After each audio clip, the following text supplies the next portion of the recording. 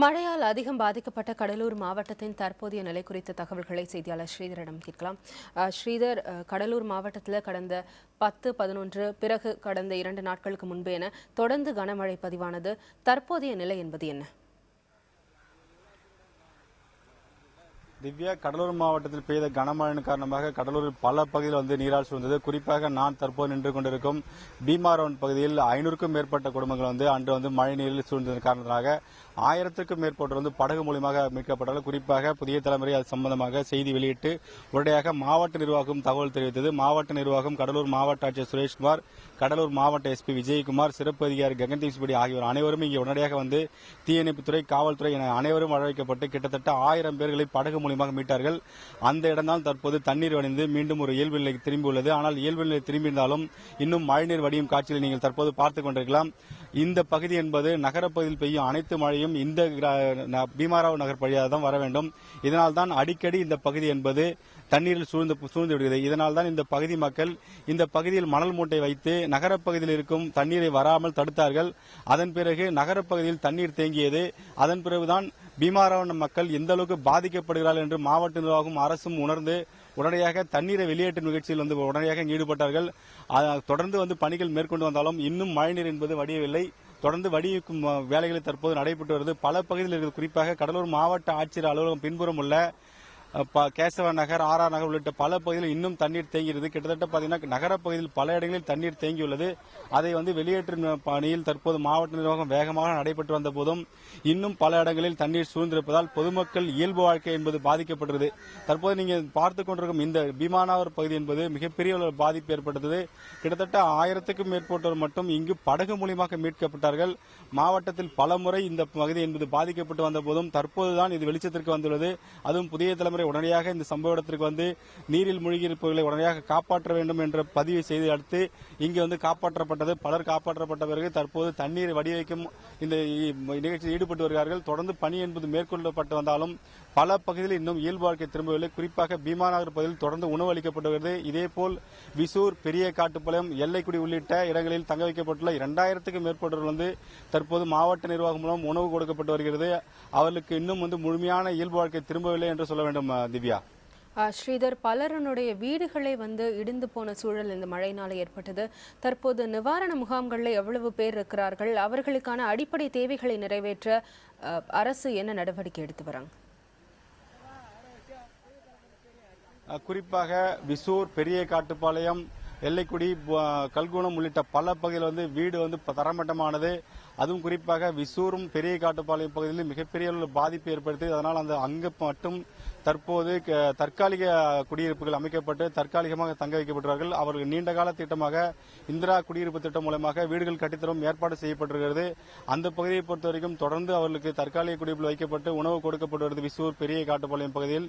அது மட்டும் இல்லாமல் பல பகுதியில் கிட்டத்தட்ட 32,000 பேருக்கு பகுதியாக பாதிக்கப்பட்டாலும் 10,000 பேர் முழுமையாக பாதிக்கப்பட்டிருப்பதாகவும் இந்த 32,000 பகுதியாக பாதிக்கப்பட்டுள்ளதும் முழுமையாக பாதிக்கப்பட்ட 10,000க்கும் இதுவரை 20 கோடி ரூபாய் நிவாரணமாக வழங்கப்பட்டதாக மாவட்ட ஆட்சியர் சுரேஷ்குமார் தெரிவித்திருக்கிறார். அது மட்டும் இல்லாமல் கடலூர் மாவட்டத்தில் உயிரிழந்தவர்களுக்கு இதுவரையும் 1,60,00,000 ரூபாய், தலா 4 லட்சம் ரூபாய் என்ற விதத்தில் உயிரிழந்தவர்களுக்கு கொடுக்கப்பட்டிருக்கிறார்கள். அதேபோல் கால்நடைக்கு கிட்டத்தட்ட 1 கோடி ரூபாய் கொடுக்கப்பட்டிருக்கிறது.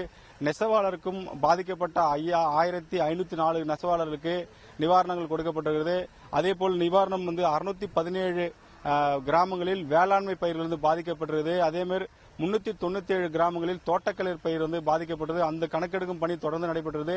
அது மட்டும் இல்லாமல் பல கிராமங்களில் இன்னும் கணக்கெடுப்பு பணி, அதாவது வீடுகள் இழந்தவர்களுக்கு கணக்கெடுக்கும் பணி, சேதம் குறித்து கணக்கெடுக்கும் பணி தொடர்ந்து நடைபெற்று வருது. இந்நிலையில் தான் நேற்று கடலூர் மாவட்ட ஆட்சியர் முகாம் அலுவலகத்தை கிராம நிர்வாக அலுவலர்கள் திடீரென முற்றுகையிட்டார். 200க்கும் மேற்பட்ட கிராம நிர்வாக அலுவலர்கள் முற்றுகையிட்டார்கள்.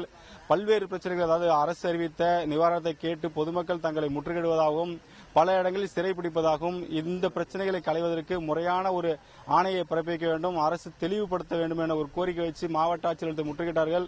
மாவட்ட ஆட்சியர் உடனடியாக கிராம நிர்வாக அலுவலரிடம் இது மக்கள் பிரச்சனை என்பதால் பொறுமை காக்க வேண்டும், விரைவில் அதற்கான உரிய தீர்வு காணப்படும் என தெரிவித்து அந்த போராட்டத்தை வாபஸ் பெற வைத்தார். அது மட்டும் இல்லாமல் பத்திரக்கோட்டை பகுதியில் கொடுக்கப்பட்ட நிவாரணம் என்பது செல்லாத நோட்டாக கொடுக்கப்பட்டது. 4100 ரூபாய் அங்கு கொடுக்கப்பட்டது. அந்த 4100 ரூபாயிலே 1000 ரூபாய் நோட்டுகள் 4 நோட்டுகள் கொடுக்கப்பட்டது. அந்த 1000 ரூபாய் 4 நோட்டுக்கும் செல்லாத நோட்டுகளாக கொடுக்கப்பட்டுவிட்டது. பொதுமக்கள் பாதிக்கப்பட்டிருக்கிறார்கள். அவர்கள் நிவாரணம் கொடுத்தால் அவருக்கு உணவுக்காக அது பயன்படும், இல்லையென்றால் உடனே செலவுக்காக பயன்படுத்த வேண்டும் கொடுக்கப்பட்டது. தற்போது அவர்கள் கையில் வைத்து எங்கேயுமே செல்லாத நிலைக்கு தள்ளப்படுறார்கள். அங்கு இருக்கும் வங்கியில் கொடுத்தாலும் வங்கியில் வாங்க மறுக்கிறார்கள், கடைகளில் கொடுத்தாலும் வங்கி வாங்க மறுக்கிறார்கள். இதனால் அந்த பகுதி மக்கள் நிவாரணம் கிடைத்தும் அதை செலவுபடியாத நிலைக்கு தள்ளப்படுகிறார்கள். உடனடியாக நடவடிக்கை எடுக்க வேண்டும் என்று வேண்டுகோள் வைத்தும் இதுவரைக்கும் கிட்டத்தட்ட ஒரு வாரமாக நடவடிக்கை இல்லை. இது குறித்து நம்ம வட்டாட்சியரிடம் ஏற்கனவே புகார் தெரிவித்தோம்.